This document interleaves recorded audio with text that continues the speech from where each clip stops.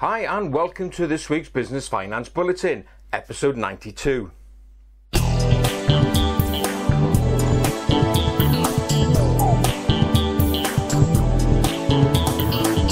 Welcome again to this week's episode of the Business Finance Bulletin with me, Rob Warlow from Business Loan Services.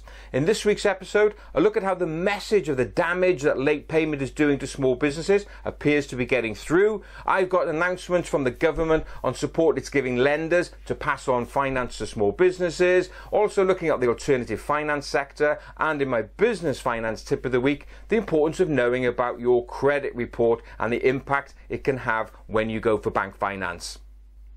Let's start this week's bulletin with some good news. Now, late payment consistently features in my bulletin, mainly because it is such a big issue, mainly for small businesses. Now, one of the industries that is constantly held up as a bad example of being a late payer are the supermarkets. Well, finally some good news, and it may be the start of a trend, hopefully. As I record this week, the CEO of Tescos, Dave Lewis, announced that they are going to change their payment terms for smaller suppliers. So if you are a supplier to Tesco's and you supply less than £100,000 worth of goods per year, Tesco's are now going to be reducing the payment period down from 28 days as industry standard down to just 14 days. So you now only have to wait 14 days for payment. Now that's great news for smaller businesses. What about if you're a medium-sized supplier? Well, if you're supplying less than £10 million a year, they're shaving off 5 days off their standard terms, so you'll get paid on average about almost a week quicker. Now that's great news. Now the important thing here, of course, is that it may start a trend. Some of the other supermarkets may follow suit, and perhaps other industries as well, because this message of how important payment terms are to small businesses is clearly beginning to get through. We've got the government looking at the appointment of a small business commissioner, and their remit is to start naming and shaming big businesses who are causing cash flow problems. So finally some good news on late payment, and if you're in the supermarket sector, happy days perhaps are on their way for you. Let's turn now to the alternative finance scene. Now, since the start of the credit crunch, a number of new services and products have come out to meet the growing needs of small businesses when it comes to access to finance. And one of those new services is single invoice discounting. Now, with traditional invoice discounting, you literally hand over the whole portfolio of invoices that you have to an invoice discounter, and they will give you a percentage of the face value of those invoices today instead of waiting 60 or 90 days for the cash. Now, a single invoice discounting facility is just that. You can pick a single invoice out, leaving the rest free and clear, and you can just get a percentage of that invoice today instead of waiting for your normal terms. Now, one of the new alternative providers of such funding that's popped up is Platform Black, and they're another one of the new alternative providers that's reached a milestone, and they've announced that they've just matched £100 million worth of facilities, matching small business owners with private investors who have got the cash to supply the cash needed to the small business owner. So £100 million in the 3 years that they've been going. And they've assisted 185 businesses. So many of these businesses obviously doing lots of turnover, coming back regularly. So it is a really great milestone and just shows that that particular business is getting well established, and the idea of just discounting single invoices is now becoming well embedded. So if you've got some invoices and these invoices are with good well-known companies, pop along to Platform Black and you can go along to their website to find out more, which is platformblack.com. Check them out and see if it will suit you. We had a rather interesting conversation this week with a business owner looking to raise finance, but also he had a bigger problem for him, which was that he just had a letter from his bank giving him notice to close his account. Yep, we don't want your business. Now, he really was scratching his head around, well, what have I done wrong? Now, these notice to close, they're not that common, but they're not rare either. So why would a bank actually be giving you a notice to go and move somewhere else? Well, perhaps sometimes it may be that the run of your bank account is not very good. You're consistently issuing checks and there's direct debits and standing orders where you haven't got the money, and so the bank is bouncing checks all the time. They don't want accounts like that. Now, in this case, it wasn't that. The account was clear, running credit, very nice little run account. What could have been the problem here? First of all, the sector. I mentioned in previous bulletins, there are some sectors banks don't like, and he may have been in one of those sectors. It was also a smallish account, but more importantly, I think it was a cash-based business, and there was a lot of cash going in. And I just suspect the bank just said, we don't want this type of business, and so gave it appropriate notice to close, and now he's going to go and find another bank.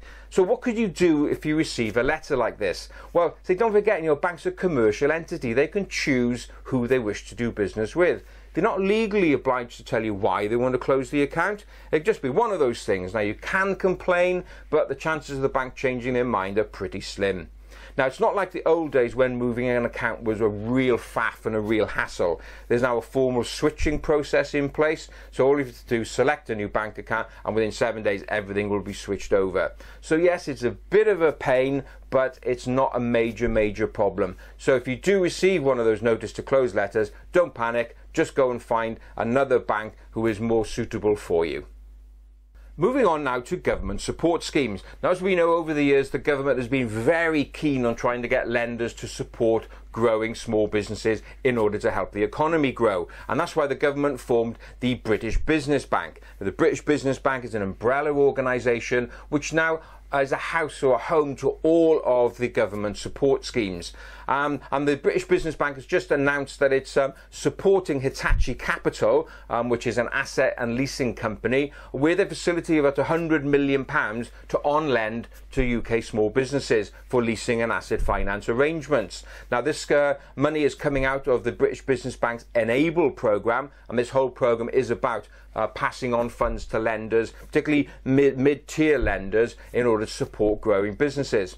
The facility is 50% guaranteed by the European Investment Fund, so it's a great little package designed to help a mid-tier lender really get out there and provide support to growing businesses. And it's a great example that sometimes you don't have to concentrate on the big lenders. So if you want to know more about how you can access facilities from Hitachi Capital, just go along to their website, or of course just get in touch with us and we can help you out at businessloanservices.co.uk. So check that website out. Leasing and asset finance arrangements, a great way to purchase capital items whilst preserving that all too important cash pot. Let's move on now to my business finance tip of the week. Your credit report. It's very important that you know what your credit report says when you're approaching a bank for finance, even if you're borrowing as a limited company. So I've got a clip here from a seminar that I did for some accountants, talking about how important it is for their clients and for you to know what your credit report says. So let's go to that clip now. Reading a survey by Experian that said that 64% of business owners have never pulled their own credit report off. And yet you can do it. There's a legal statutory limit for £2. That's all it costs you. £2 to get hold of a copy of your credit report. Experian, Equifax, Call Credit, all of them have to give it to you for just £2. And yet nearly 65% of business owners have never checked what their own credit file is. Because even though a bank may be lending to a limited company, they will still credit check the director. And people don't get this either. They think because I'm operating as a limited company, it's fine. No, they will still credit search the director. And this is why this is so important. I had one guy, he was a friend more than anything, came to me because he was declined for a 10 grand business loan. I don't deal at that low, but he gave me a call to understand why. He said, Rob, I've been declined a business loan for 10 grand. I don't get it. I don't borrow.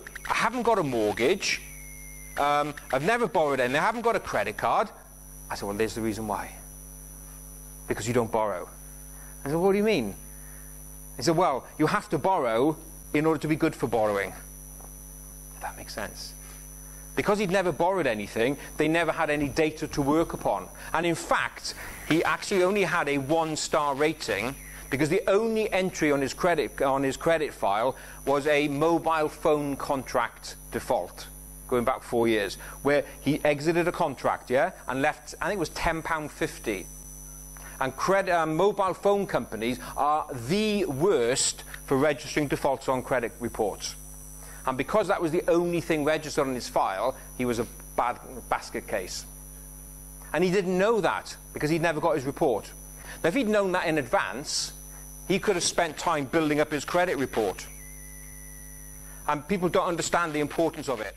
So there we are. If you are approaching your bank for finance, don't forget to get a hold of a copy of your credit report to see what's listed there before you go in. So that's it for this week. As ever, if you did enjoy this week's bulletin, please give it a like and a share. And don't forget, you can also get the podcast version on our SoundCloud and iTunes page. All you have to do is search for Business Finance Bulletin. So that's it for this week. Thanks very much for being with me, and I look forward to being with you again next Friday. Have a great, successful and profitable week. Bye-bye now.